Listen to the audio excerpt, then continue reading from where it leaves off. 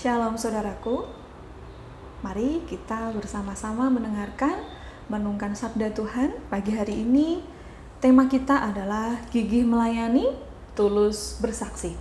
Ayat nas kita pagi ini saya ambil dari 1 Tesalonika 2 ayat pertama sampai dengan yang ke-12. Sebelumnya mari kita doa, mohon pimpinan Tuhan. Bapa yang penuh kasih, syukur kami naikkan kepadamu atas semua berkat-Mu dalam kehidupan kami. Saat ini Tuhan, kami ingin disegarkan oleh karena firman-Mu. Kiranya Tuhan yang berkarya atas kami, sehingga kami dapat merenungkannya, bahkan melakukannya dalam kehidupan kami. Terima kasih Bapa. Amin. Saya bacakan ayat nas dari 1 Tesalonika 2 ayat pertama sampai dengan yang ke-12. Kamu sendiri pun memang tahu, saudara-saudara, bahwa kedatangan kami di antara kamu tidaklah sia-sia. Tetapi sungguh pun kami sebelumnya, seperti kamu tahu, telah dianiaya dan dihina di Filipi, namun dengan pertolongan Allah kita, kami beroleh keberanian untuk memberitakan Injil Allah kepada kamu dalam perjuangan yang berat. Sebab nasihat kami tidak lahir dari kesesatan atau dari maksud yang tidak murni, dan juga tidak disertai tipu daya. Sebaliknya, karena Allah telah menganggap kami layak untuk mempercayakan Injil kepada kami, karena itulah kami berbicara, bukan untuk menyukakan manusia, melainkan untuk menyukakan Allah yang menguji hati kita. Karena kami tidak pernah bermulut manis, hal itu kamu ketahui, dan tidak pernah mempunyai maksud loba yang tersembunyi. Allah adalah saksi. Juga tidak pernah kami mencari pujian dari manusia, baik dari kamu maupun dari orang-orang lain, sekalipun kami dapat berbuat demikian sebagai rasul-rasul Kristus. Tetapi kami berlaku ramah di antara kamu, sama seperti seorang ibu mengasuh dan merawati anaknya. Demikianlah kami dalam kasih sayang yang besar akan kamu, bukan saja rela membagi Injil Allah dengan kamu, tapi juga hidup kami sendiri dengan kamu, karena kamu telah kami kasihi. Sebab kamu masih ingat, saudara-saudara, akan usaha dan jerih lelah kami, sementara kami bekerja siang malam, supaya jangan menjadi beban bagi siapapun juga di antara kamu. Kami memberitakan Injil Allah kepada kamu, kamu adalah saksi. Demikian juga Allah betapa saleh, adil dan tak bercacatnya kami berlaku di antara kamu yang percaya. Kamu tahu betapa kami seperti bapa terhadap anak-anaknya telah menasihati kamu dan menguatkan hatimu demi seorang kepada seorang lain, dan meminta dengan sangat supaya kamu hidup sesuai dengan kehendak Allah yang memanggil kamu ke dalam kerajaan dan kemuliaan. Saudaraku yang terkasih, dalam memberitakan Injil, kita tahu Rasul Paulus sudah sering mengalami penganiayaan, bahkan juga difitnah oleh musuh-musuhnya. Bahkan juga dituduh Paulus melakukan pelayanannya dengan tidak tulus saat memberitakan Injil. Dan hal yang sama terjadi ketika Paulus pergi memberitakan Injil di kota Tesalonika. Meskipun ada banyak tantangan, ada banyak hambatan yang berat, namun dengan anugerah Tuhan, kekuatan dari Tuhan, Paulus dengan mantap hati, dia tetap berani untuk datang memberitakan Injil ke Tesalonika. Kedatangannya ternyata tidak sia-sia, karena Injil yang diberitakannya bersemi di hati jemaat Tesalonika waktu itu. Nah saudaraku, mengapa jemaat di Tesalonika menyambut Injil yang Paulus beritakan?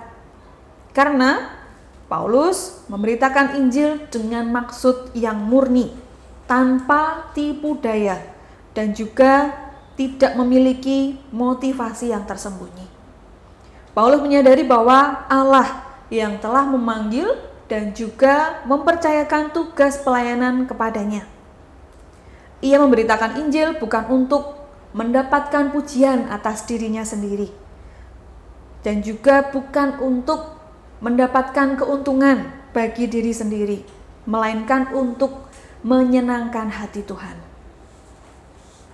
Baik jemaat yang ada di Tesalonika maupun Tuhan sungguh tahu, dan mereka menjadi saksi Paulus bahwa Paulus telah memberitakan dengan motivasi yang benar. Ia memberitakan Injil, melayani, dan juga mengajar dengan penuh kasih dan keramahan, serta dia rela berbagi hidup di tengah jemaat Tesalonika. Seperti dikatakan tadi dalam ayat yang sudah kita baca, seperti kasih seorang ibu dalam mengasuh dan mendidik anak-anaknya. Sama halnya saudaraku, seperti kita yang ada di rumah sakit Panti Waluyo ini. Kita diberikan tugas untuk merawat pasien-pasien kita, seperti kita merawat, mendampingi keluarga kita masing-masing. Oleh karena itu saudaraku, mari kita belajar dan meneladani apa yang telah Paulus lakukan. Teruslah kita berusaha dan berjerih lelah bekerja untuk terus melakukan pelayanan, dan juga kita memberikan makna untuk orang-orang yang ada di sekitar kita. Dan juga saudaraku, Paulus dengan tegas mengatakan dia melakukannya dengan penuh kedisiplinan. Dia menasihati dan juga menguatkan jemaat di Tesalonika secara pribadi dengan ajaran dan nasihat dari Tuhan. Dia mendorong jemaat Tesalonika untuk hidup sesuai kehendak Allah, sama seperti panggilan mereka, panggilan kita semua untuk masuk ke dalam kerajaan Allah dan kemuliaannya. Mari saudaraku, kita lihat di dalam pelayanan kita di rumah sakit Panti Waluyo ini. Kita melayani karena Tuhan yang memanggil dan mempercayakan tugas pelayanan kepada kita semua. Meskipun kita semua terbagi dalam bagian-bagian yang berbeda di rumah sakit Panti Waluyo ini. Ada yang berjumpa langsung dengan pasien, ada yang tidak berjumpa secara langsung dengan pasien, tetapi kita semua satu tubuh, satu keluarga dalam rumah sakit Panti Waluyo. Oleh karena itu saudara, mari kita berjuang bersama, selayaknya kita ini satu, berjuang di dalam Tuhan dengan tugas kita masing-masing. Marilah kita saling memberikan dukungan, saling memberikan dorongan satu dengan yang lainnya. Dengan demikian, kehadiran kita di rumah sakit Panti Waluyo kita lakukan dengan kegigihan dan juga dengan tulus hati, karena kita melayani Tuhan, kita melayani para pasien yang hadir ke rumah sakit Panti Waluyo ini sebagai kesaksian kita kepada orang-orang yang kita temui. Oleh karena itu saudaraku, mari kita melayani dengan motivasi yang benar, bukan mencari pujian, bukan untuk keuntungan diri sendiri, tetapi untuk kemuliaan Tuhan. Kiranya Tuhan memberkati pelayanan kita, Tuhan menolong dan memampukan kita. Amin. Kita berdoa. Terima kasih Bapa, Engkau sungguh hadir dalam kehidupan kami. Engkau juga telah hadir di dalam firman yang baru saja kami dengarkan. Kiranya kami semua diteguhkan, kami diberikan kemantapan hati untuk melangkah bersama dengan Tuhan, dengan kegigihan dalam pelayanan kami dan juga ketulusan di dalam melayani-Mu di rumah sakit Panti Waluyo ini.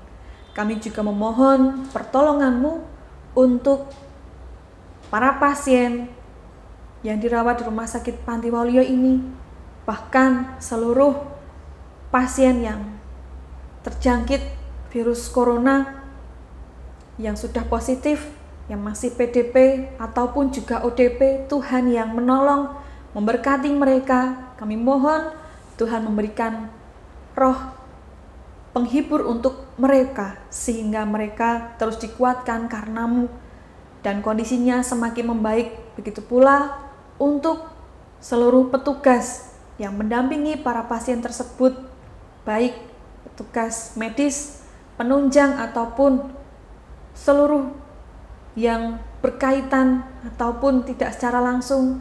Tuhan menolong dan memberkati kami semua. Begitu juga kebutuhan-kebutuhan di dalam melakukan pelayanan ini, Tuhan yang menolong dan memberkati. Terima kasih ya Bapa. Di dalam Kristus kami berdoa. Amin.